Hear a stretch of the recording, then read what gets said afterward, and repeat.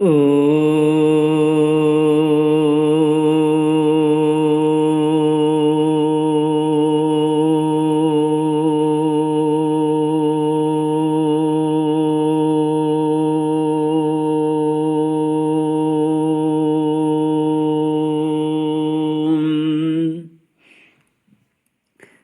गुरुचरण कमलेभ्यो नमः। श्री गणेशाय नमः। श्री सरस्वत्यै नमः। श्री विष्णवे नमः। श्री कृष्ण गोविंद हरे मुरारे। हे नाथ नारायण वासुदेव। श्री कृष्ण गोविंद हरे मुरारे। हे नाथ नारायण वासुदेव। हे नाथ नारायण वासुदेव। हे नाथ नारायण वासुदेव। हे नाथ नारायण वासुदेव। श्री कृष्ण गोविंद हरे मुरारे। हे नाथ नारायण वासुदेव। श्री कृष्ण गोविंद हरे मुरारे। हे नाथ नारायण वासुदेव। ओम नमो भगवते वासुदेवाय। ओम नमो भगवते वासुदेवाय। ओम नमो भगवते वासुदेवाय। ओम नमो भगवते वासुदेवाय। ओम नमो भगवते वासुदेवाय। ओम नमो भगवते वासुदेवाय। कृष्णाय वासुदेवाय हरये परमात्मने प्रणतक्लेशनाशाय गोविन्दाय नमो नमः। कृष्णाय वासुदेवाय हरये परमात्मने प्रणतक्लेशनाशाय गोविन्दाय नमो नमः। कृष्णाय वासुदेवाय देवकी नन्दनाय च नन्दगोपकुमाराय गोविन्दाय नमो नमः। सच्चिदानन्दरूपाय विश्वोत्पत्त्यादिहेतवे तापत्रयविनाशाय श्रीकृष्णाय वयं नमः। सच्चित आनंद स्वरूप परमात्मा जो सृष्टि के उत्पत्ति पालन और श्रृंगार करता है तथा जीवों के आध्यात्मिक आदि दैविक आदि भौतिक तापों को नष्ट करने वाले हैं, अर्थात जीवों के मानसिक शारीरिक और भौतिक दुखों को दूर करने वाले हैं, उन श्री कृष्ण भगवान को हम नमस्कार करते हैं। श्री कृष्ण गोविंद हरे मुरारे। हे नाथ नारायण वासुदेव। श्रीमद् भागवत दसम स्कंध अथैकादशोऽध्यायः।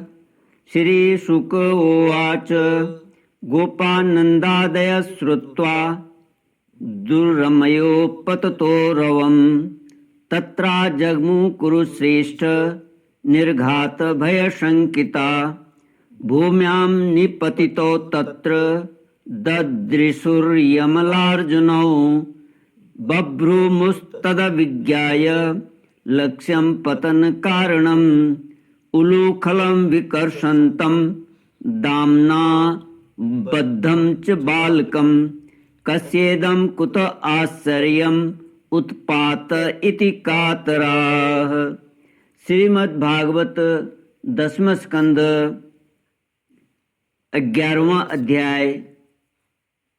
गोकुल से वृंदावन जाना। श्री सुखदेव जी कहते हैं, परीक्षित, वृक्षों के गिरने से जो भयंकर शब्द हुआ था उसे नंद बाबा आदि गोपों ने भी सुना।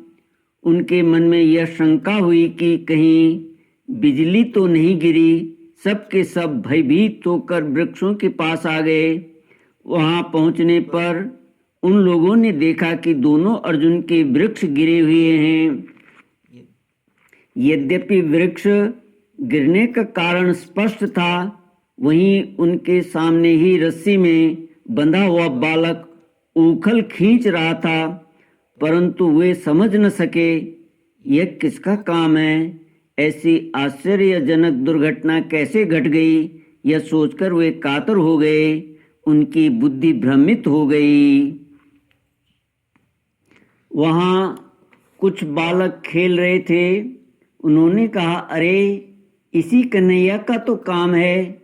यह दोनों वृक्षों के बीच में से होकर निकल रहा था। उखल तिरछा हो जाने पर दूसरी ओर से इसने उसे खींचा और वृक्ष गिर पड़े। हमने तो इनमें से निकलते हुए 2 पुरुष भी देखे हैं, परंतु गोपों ने बालकों की बात नहीं मानी। वे कहने लगे, एक नन्हा सा बच्चा इतने बड़े वृक्षों को उखाड़ डाले, यह कभी संभव नहीं है। किसी के चित्त में श्री कृष्ण की पहले की लीलाओं का स्मरण करके संदेह भी हो आया। नंद बाबा ने देखा उनका प्राणों से प्यारा बच्चा रस्सी से बंधा हुआ उखल घसीटता जा रहा है। वे हंसने लगे और जल्दी से जाकर उन्होंने रस्सी की गांठ खोल दी। सर्वशक्तिमान भगवान कभी कभी गोपियों के फुसलाने से साधारण बालकों के समान नाचने लगते, कभी भोले भाले अनजान बालक की तरह गाने लगते। वे उनके हाथ की कठपुतली उनके सर्वथा अधीन हो गए। कभी उनकी आज्ञा से पीढ़ा ले आते तो कभी दुसेरी आदि तौलने के बट खरे उठा लाते, कभी खड़ाऊं ले आते तो कभी अपने प्रेमी भक्तों को आनंदित करने के लिए पहलवानों की भांति ताल ठोंकने लगते। इस प्रकार सर्वशक्तिमान भगवान अपनी बाल लीलाओं से ब्रजवासियों को आनंदित करते और संसार में जो लोग उनके रहस्य को जानने वाले हैं उनको यह दिखलाते कि मैं अपने सेवकों के वश में हूँ। एक दिन कोई फल बेचने वाली आकर पुकार उठी, फल लो फल। यह सुनते ही समस्त कर्म और उपासनाओं के फल देने वाले भगवान अच्युत तो फल खरीदने के लिए अपनी छोटी सी अंजुली में अनाज लेकर दौड़ पड़े।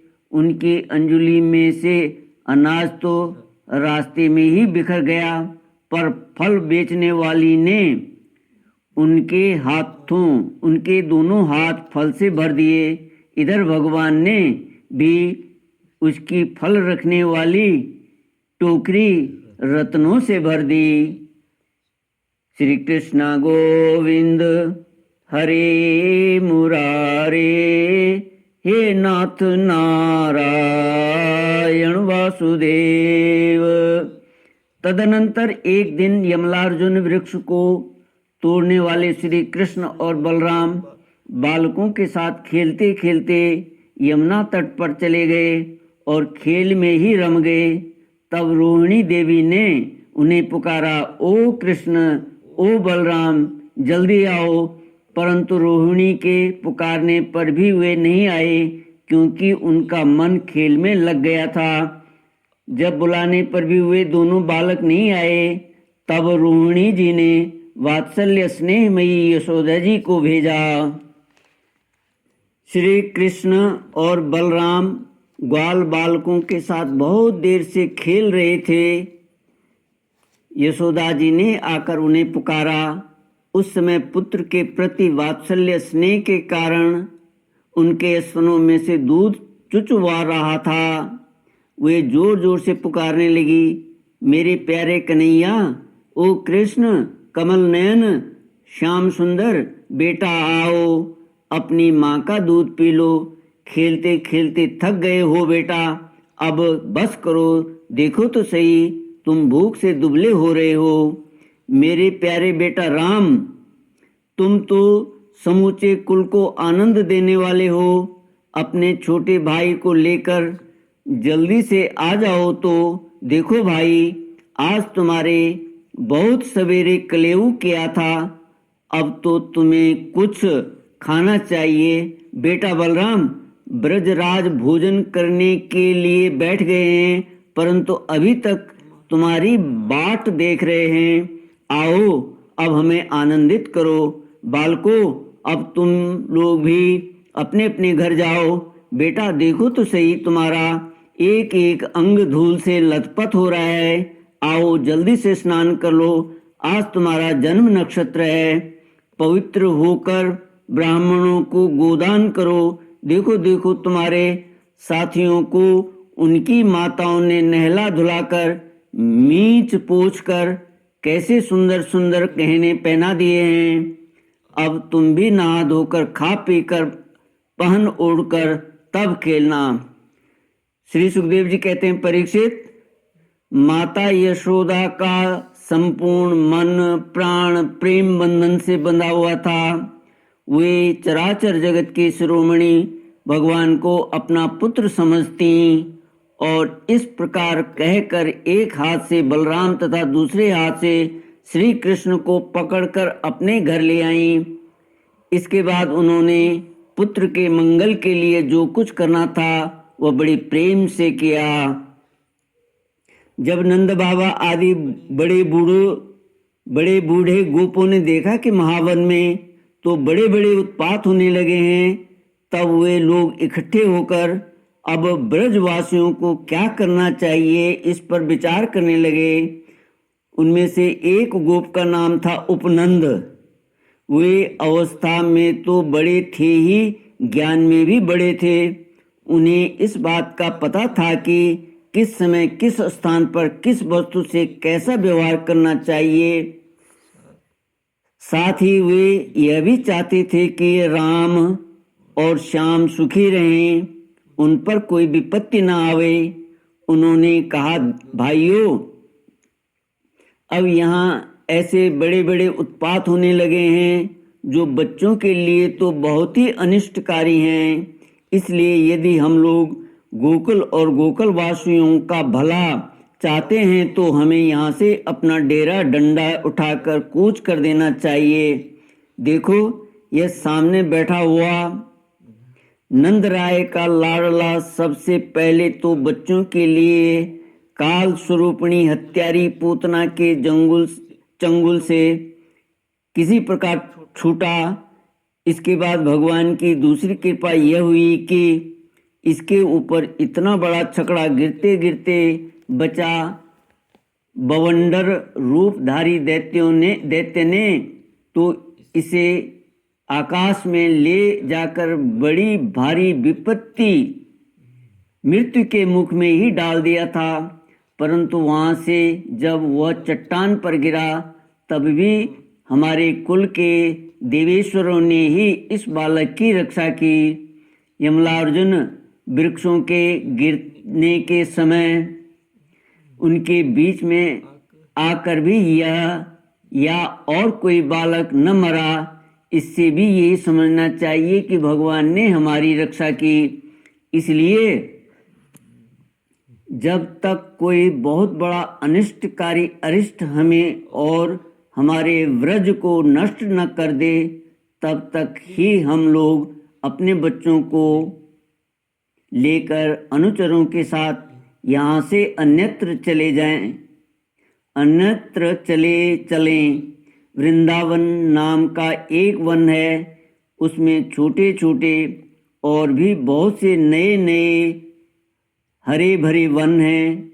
वहाँ बड़ा ही पवित्र पर्वत, घास और हरी भरी लता वनस्पतियाँ हैं।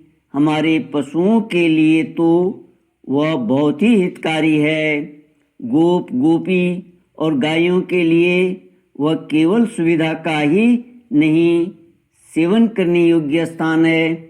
सो यदि तुम सब लोगों को यह बात जंचती हो तो आज ही हम लोग वहाँ के लिए कूच कर दें, देर न करें, गाड़ी छकड़े जोतें और पहले गायों को जो हमारी एकमात्र संपत्ति है वहाँ भेज दें। श्री कृष्ण गोविंद हरे मुरारे, हे नाथ नारायण वासुदेव। ओम पूर्णमद पूर्णमिदं पूर्णात् पूर्णमुदच्यते पूर्णस्य पूर्णमादाय पूर्णमेवावशिष्यते। ओम शांति शांति शांति। हरि ओम। श्री गुरुभ्यो नमः। हरि ओम।